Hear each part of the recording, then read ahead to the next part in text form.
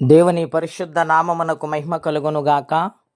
ప్రియులారా, ప్రభునామన మీ అందరికీ వందనములు. దేవుని వాక్యము ధ్యానందాము. 145వ కీర్తన మొదటి వచనం. రాజువైన నా దేవా, నిన్ను ఘనపరిచెదను, నీ నామమును నిత్యము సన్నుతించెదను. అనుదినము నేను నిన్ను స్తుతించెదను, నిత్యము నీ నామమును స్తుతించెదను. యెహోవా మహాత్మ్యము గలవాడు, ఆయన అధిక స్తోత్రము నందదగినవాడు, ఆయన మహాత్మ్యము గ్రహింప శక్యము కానిది. ప్రియమైన దేవుని బిడ్డలారా, ఈ ఉదయకాల సమయంలో పరిశుద్ధాత్మదేవుడు మనందరితో మాట్లాడుచున్నారు. ఈ దావీదు కీర్తనలో దాదాపుగా 4 అంశాలు ఈ అధ్యాయంలో వ్రాయబడ్డాయి. ఒకటి, భక్తుడు దేవుని స్తుతిస్తూ ఉన్నాడు, ఆయనను మహిమపరుస్తున్నాడు. రెండవదిగా చూస్తే పడిపోవు వారందరిని ఆయన లేవనెత్తువాడు, బాధలున్న వారిని ఆదరించేవాడని వ్రాస్తున్నది. మూడవదిగా మనం చూస్తే ఆయనకు మొర్ర పెట్టినప్పుడు ఎవరైతే యథార్థంగా మొర్ర పెడతారో వారికి ఆయన జవాబు ఉత్తరాన్ని ఇస్తానంటూ ఉన్నాడు. నాలుగవదిగా ఆయన ప్రేమను చూపిస్తూ ఉన్నాడు ప్రతి మానవునికి. ఈ యొక్క అంశాలన్నీ కూడా ఈ అధ్యాయంలో భక్తుని ద్వారా పరిశుద్ధాత్మ దేవుడు రాయించారు.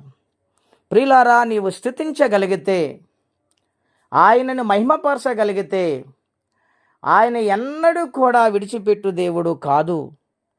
ఆయన మహోన్నతమైన తన ప్రభావమును బట్టి ఎవరైతే ఆయన స్తుతించి ధ్యానిస్తారో వారికి దర్శనాన్ని ఇస్తానని, వారితో మాట్లాడతానని, వారి సమస్యల నుండి విడిపిస్తానని దేవుడు మాట్లాడుచు ఉన్నారు. ఆయన అందరికీ ఉపకారై ఉన్నాడు. ఎవరిని కూడా విడిచిపెట్టు దేవుడు ఆయన కాదు. అంతటి మహాదేవుడు ఆయన. రెండవదిగా మనం చూస్తే ఆయన పడిపోవు వారందరినీ ఉద్ధరించేవాడు, కృంగిపోవు వారిని లేవనెత్తువాడు. ఏ కష్టముల గుండా ప్రయాణము చేస్తున్నారు, ఏ ఇబ్బందులు వెంటాడుతున్నాయో, ఏ సమస్యలు నలిగిపోతున్నారు, వాటి మధ్య ఆయన ఉంచడు కానీ వాటి నుండి విడిపించి లేవనెత్తి జయాన్ని అనుగ్రహిస్తానని దేవుడు మాట్లాడుచు ఉన్నారు.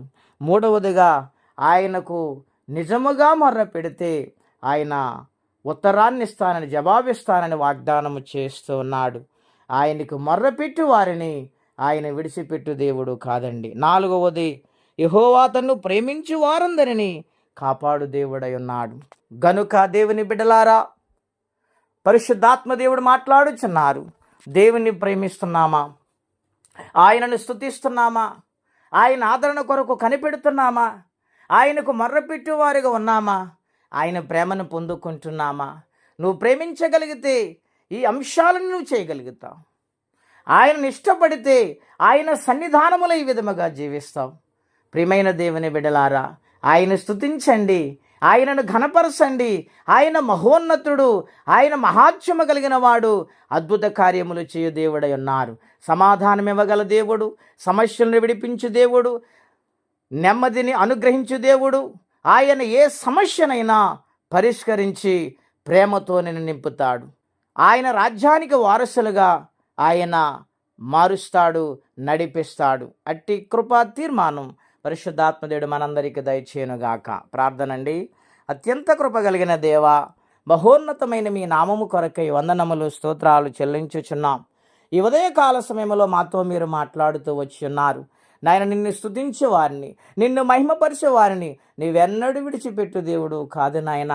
వారు ఏ కష్టములో ఉన్నా, ఏ కృంగుదల వారిని వెంటాడుతున్నా, ఏ యొక్క పరిస్థితిలో నలిగిపోతూ ఉన్నా నీవు లేవనెత్తు దేవుడు అయ్యున్నావు తండ్రి. నాయన, మనుష్యులను ఆశ్రయించకుండా నీ సన్నిధికి వచ్చి మొర్ర పెడితే, నీ కరుణ కొరకు బ్రతిమాలుకుంటే నీవు జవాబిస్తారని మాతో మాట్లాడుతూ వచ్చి ఉన్నావు తండ్రి. నాయన, నువ్వు ప్రేమించు దేవుడు నాయన. నీలాగి లోకములో మమ్మల్ని ఎవరూ ప్రేమించలేరు నాయన. తల్లైనా మర్చిపోద్దేమో కానీ నువ్వు మరివని దేవుడు తండ్రి. నీకు వందనాలు.